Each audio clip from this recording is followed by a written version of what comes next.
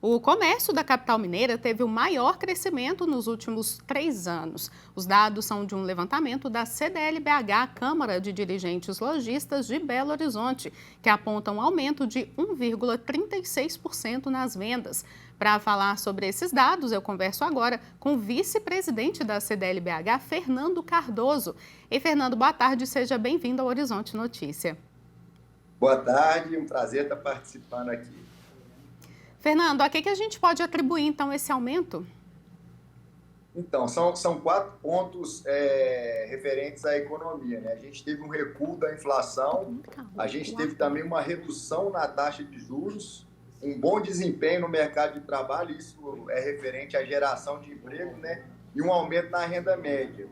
E acompanhando todos esses indicadores de performance positiva, a gente também teve um programa de renegociação de dívidas do governo que colocou muita gente no mercado de trabalho. Então, é um ponto bem legal, porque é o terceiro ano consecutivo que a gente tem um crescimento na economia da cidade, que é muito baseado no comércio e serviço, né? Mais de 70% do PIB de Belo Horizonte vem do comércio e serviço e mais de 80% dos empregos. Então, economicamente, foi muito positivo, mais um ano muito positivo para a cidade. É isso que eu queria falar com você. Esse aumento ele é significativo, então, para essa economia da capital como um todo, Fernando? Com certeza, é muito positivo. A economia é cíclica, né? Quando a gente tem todos esses indicadores benéficos, a população ela tem uma evolução por esses indicadores. E quando a gente vê uma coisa departamental, né? A gente teve vários segmentos, supermercados, drogarias, papelarias com um destaque maior, mas quando a gente tem todos os segmentos com um crescimento, isso mostra que a cidade vai muito bem economicamente. Em relação a igual período de anos anteriores, né? Qual foi o aumento real nessa comparação? E isso é bem interessante, né? A gente teve um crescimento 2021 de 1,34, 2022 1,32 e agora, como você falou no início da reportagem, 1,36, né? Então a gente vem tendo um crescimento em cima de crescimento.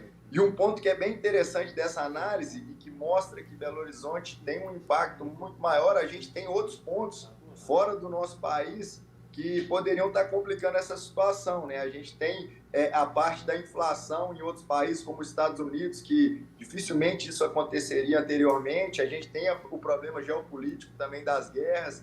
Então, assim, é realmente uma análise, uma pesquisa que mostra que a nossa cidade vai muito bem e os indicadores econômicos são a comprovação disso.